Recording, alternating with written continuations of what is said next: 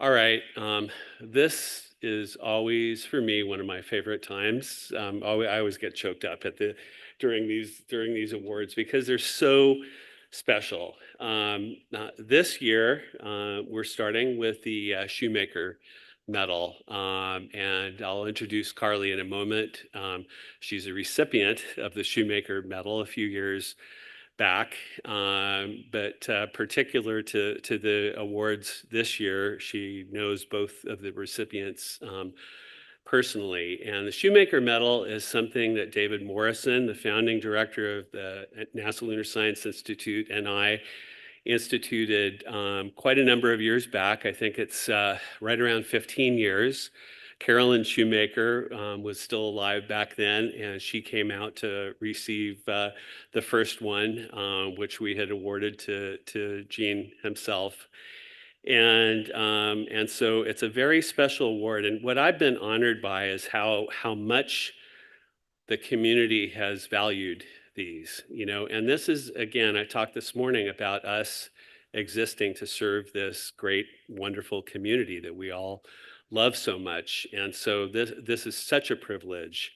And so with that, I want to introduce Dr. Carly Peters, who has transitioned from being one of the group of seven, first NLSI PIs and then a SSERVI PI, to now being our distinguished scientist for SSERVI Central. So with that, Carly, I'll let you take it away.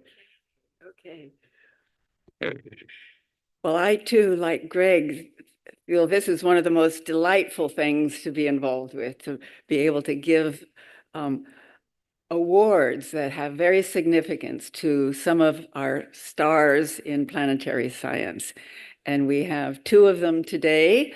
A background, and actually, if I could go to the, let's see, I guess, do I have the slides? Oh, yes. Oops, sorry. No, I did it wrong. Okay. The Shoemaker Award has been in existence since 2009. And in fact, Eugene Shoemaker was the first recipient posthumously. And then you see a long list of people that you know well who are very accomplished within lunar science. And the list will continue. And today, the award committee decided, well, there are two people that really deserve the award this year, Don Bogard and Larry Nyquist. So there are two Shoemaker Awards being given today. And I will introduce them in turn. Don Bogard, if I could go to the next slide, please. Don Bogard will be the first. He could not be here. He's couldn't travel today, but I will give the citation for the award. And Don sent in some thoughts, and I think you will enjoy his reminiscence about some of the early part of the Apollo program that he experienced. So without much further ado, let me put my glasses on so I can read what I have. This is for Dr. Don Bogard. Dr. Donald D. Bogard holds degrees in chemistry, a BS, radiochemistry, a Master of Science, and a PhD in nuclear geochemistry from the University of Arkansas.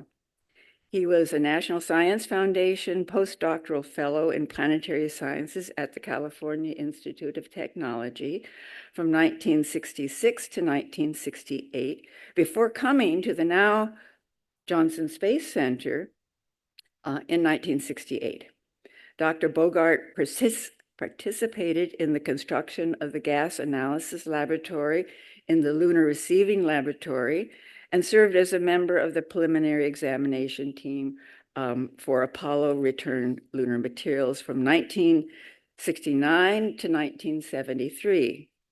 He has served since 1971 as a NASA Office of Space Science, OSS, as the NASA Office, there's something missing here, as the NASA Office of Space Sciences principal investigator for lunar and meteorite sample analyses.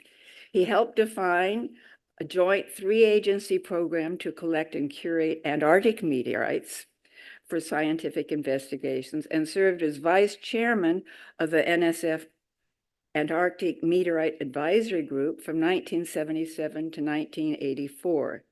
He established a facility at JSC to curate Antarctic meteorites and directed those operations from 1977 to 1984.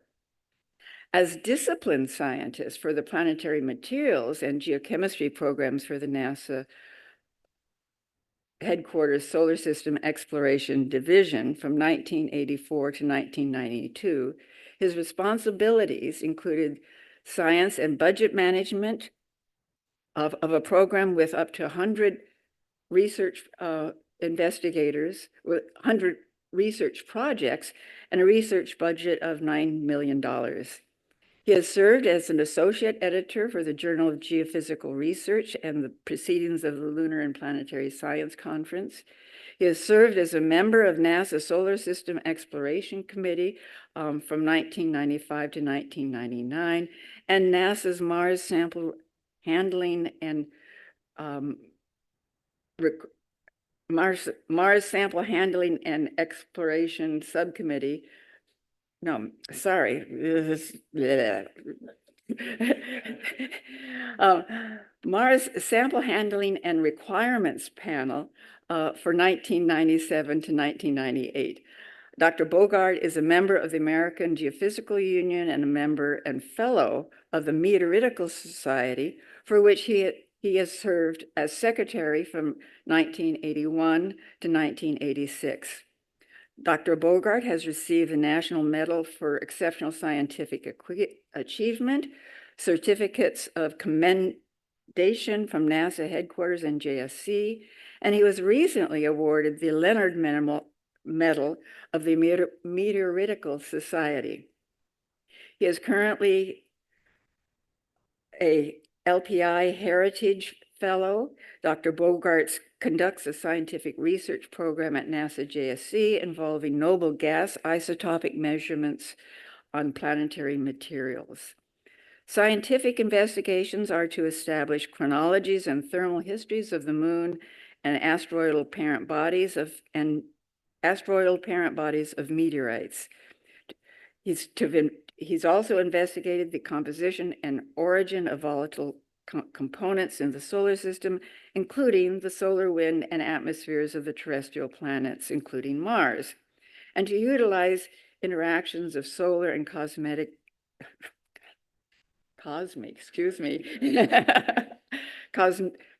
radiation with planetary surfaces to determine properties of solar particles and exposure histories of small bodies in space.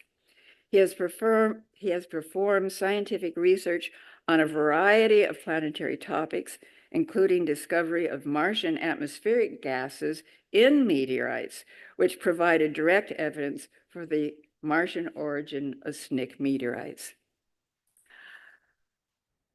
Now, Don can't be with us today.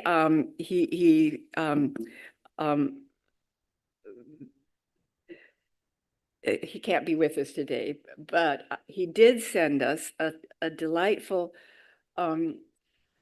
summary of some of recollections during the early Apollo program, which I'm delighted to read. So I think you will enjoy them, especially those of you who are probably weren't even born before Apollo. So let me go through these. It has to do with Shoemaker, and Shoemaker's the award that is being given today. So let me read what Don wrote. Oh, and hopefully I won't tumble over too many words. Prior to Apollo, very little was known about the moon scientifically. At Apollo 11 in 1969, there were two competing but very different ideas about the nature of the lunar surface. One idea was that the moon is old and primitive, perhaps a Rosetta Stone of planetary formation, and that the return rock samples would appear primitive and have an old age. This idea was championed by Harold Urey, another big in the early discussion of planetary materials.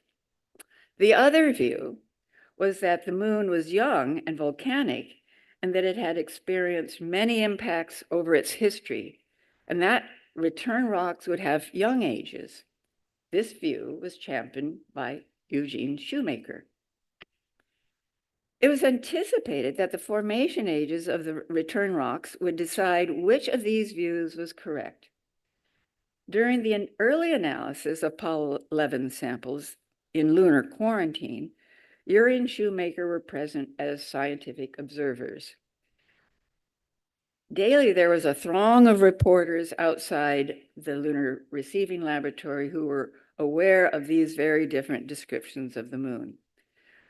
When Apollo 11 samples were examined in the vacuum processing chamber, they appeared volcanic and fresh, without terrestrial type weathering. When this news was announced, most scientists present assumed that the young volcanic nature of the moon was correct. Harold Urey was very disappointed and returned to California. Well, later, during the daily briefings given by scientists who were working inside this enclosed laboratory, and only on regular basis somebody would come out and give a presentation to the press. I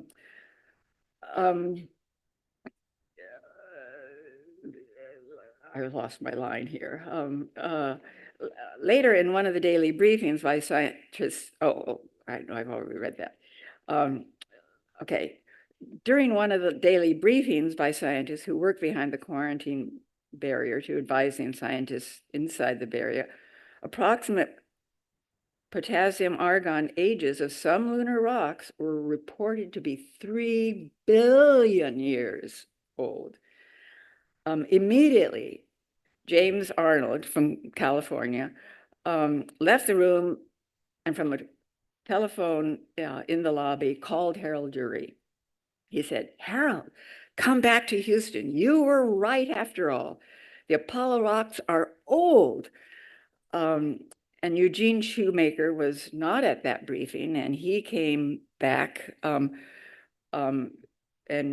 greeted the reporters who were around the room. And they told him that they just learned that the rocks were 3 billion years old. And Shoemaker said, "Well, no, that cannot be correct. You must have been misunderstood." Well, of course, and this is now Don Bogard summarizing this activity. He says, both Urey and Shoemaker were correct. The moon is primitive in a sense that it tells us much about the early solar system, but the moon is also volcanic, and it revealed very important information about impacts on the surface evolution of solar system bodies over a wide range of ages.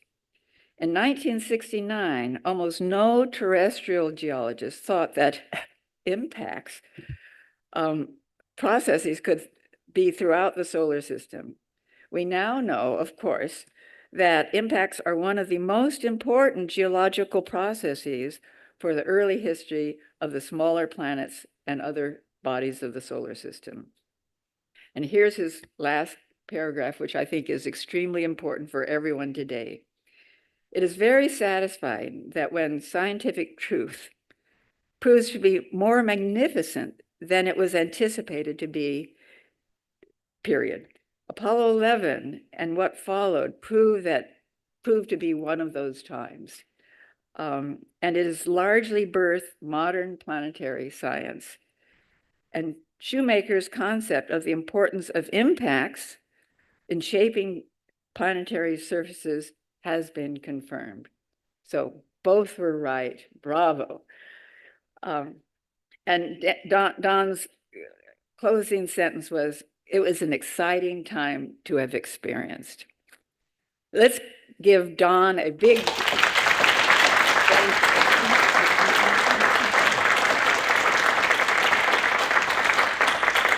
And I understand his medal has been given to Don, and he has it presently, even though he's not with us today.